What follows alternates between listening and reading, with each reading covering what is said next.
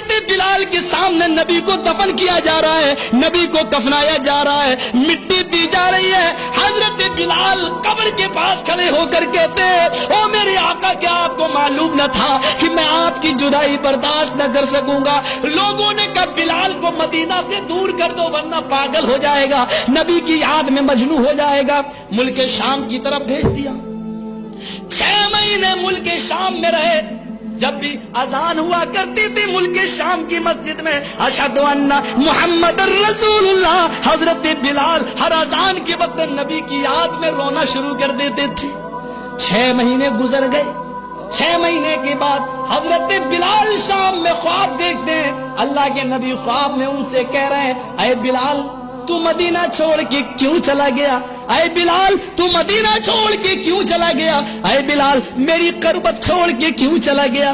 مجھ سے محبت ہے تو مدینہ آ جا, مجھ سے محبت ہے تو میرے قریب آ جا.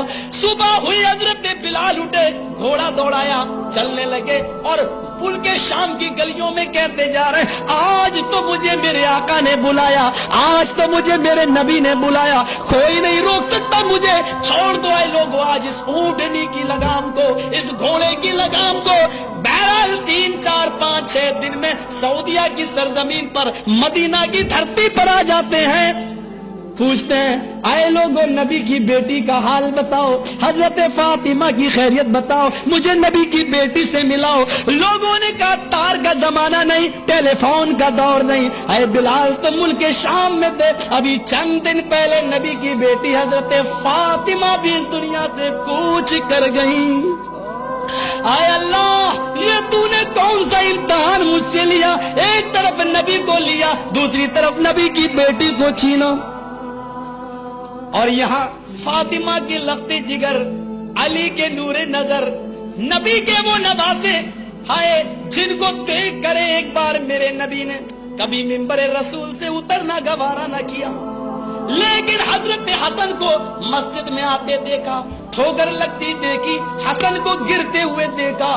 اللہ کے نبی خطبہ دینا بند کر دیتے ہیں, منبر سے اترتے ہیں, اپنے نواسے کے لیے دوڑتے ہیں, اٹھاتے ہیں, اپنے کاندھے پہ بٹھاتے ہیں اور منبر پہ آ کے رکھ لیتے ہیں اور پھر خطبہ دیتے ہیں. اور اسی خطبے میں فرمایا, اے لوگو تم نہیں جانتے ہو یہ حسن کون سا میرا نواسا ہے, یہ 2 مسلمانوں کے گروہ میں مصالحت پیدا کرائے گا. یہ اشارہ تھا حضرت علی اور امیر معاویہ کی درمیان جنگ جو ہوگی, ان دونوں کے درمیان حضرت حسن علی کے بعد امیر معاویہ اور حسن یہ دونوں مل کر ایک دوسرے کے حق میں فیصلہ کریں گے, اور حسن جو ہوگا وہ اس مسئلے کو حل کرے گا, مصالحت پیدا کرائے گا, امیر معاویہ کی بیعت کر لے گا. اور ایسا ہی ہوا, حضرت حسن نے معاویہ کی بیعت کر کے مسلمانوں کے دونوں گروہ کے درمیان مصالحت پیدا کرا دی. سنو, یہاں وہی حسن آئے, وہی حسین آئے. اے بلال 6 مہینے ہو گئے آپ کی زبان سے اذان کے کلمات نہیں سنے, آج اذان کے کلمات بلند کرو. صحابہ بھی آ گئے, نہیں اے بلال 6 مہینے سے وہ اذان نہیں سنی جو نبی کے دور میں سنا کرتا تھا. اے لوگوں, نبی کے انتقال کے بعد مجھ سے اذان کے کلمات ادا نہیں ہوتے, نہیں مجھے مجبور نہ کرو. عورتوں نے خواہش کی, صحابہ نے خواہش کی, حسن و حسین نے تو یہاں تک کہہ ڈالا, سنو میں نبی کا نوازا ہوں, اور میرے نبی نے کہا تھا, میرے نانا نے کہا تھا, جو میرے نوازوں کا دل توڑتا ہے وہ میرا دل توڑتا ہے.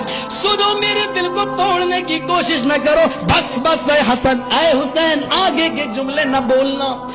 ظہر کا وقت ہے, وضو بنایا گیا, مسجد نبوی موجود ہے, صحابہ صفیں بچھا کر بیٹھ گئے, چٹائی بچھی ہوئی ہے, صفیں لگ گئی ہیں. حضرت بلال مسجد کے مینارے پہ کھڑے ہو گئے, کانوں میں انگلیاں دے لیتے ہیں.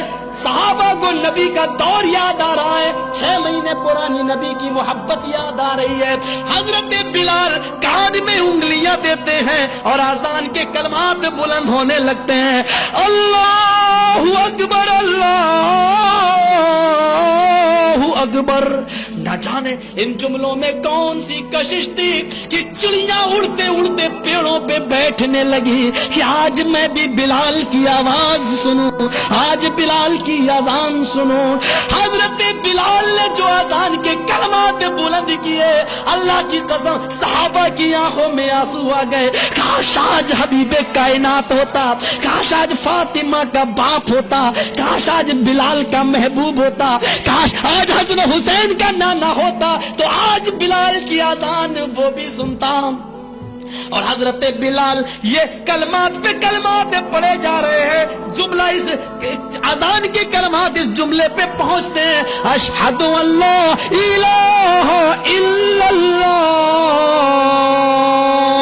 لگتا ہے جیسے نغمہ قیامت کسی نے برپا کر دیا ہو. پرندے مسجد نبی کے کنکوروں پر اور پیڑوں پر بیٹھ گئے, اذان سننے لگے. عورتیں بھی بے قابو ہو گئیں اور گھروں کی چھتوں پر چڑھ گئیں. آج بلال کی اذان سنیں اور تخلیق ملائکہ, تخلیق آدم کے وقت اعتراض کرنے والے فرشتے بھی زاروں کی تار رو رہے ہیں اور آسمان سے کتار در کتار اتر رہے ہیں. آج بلال کی اذان میں بھی سنو. ارے سنو, حضرت امام احمد ابن حنبل نے مسند کے اندر لائے ہیں کہ اتنی چیزیں نہیں, یہاں تو صحابہ پر نغمہ قیامت برپا ہے, چڑیاں پیڑوں پر بیٹھی ہوئی ہیں. اتنا ہی نہیں بلکہ بلال کی اذان سننے کے لیے سمندر کے پانی نے بھی موجیں مارنا, لہریں مارنا چھوڑ دیا, سکوت طاری ہو گیا. گویا کہ سمندر بھی بلال کی اذان سننے کے لیے تیار. ساری چیزیں بلال کی اذان سن رہی ہیں اور حضرت بلال ان جملوں پر پہنچ جاتے ہیں, اشہد ان محمد رسول اللہ.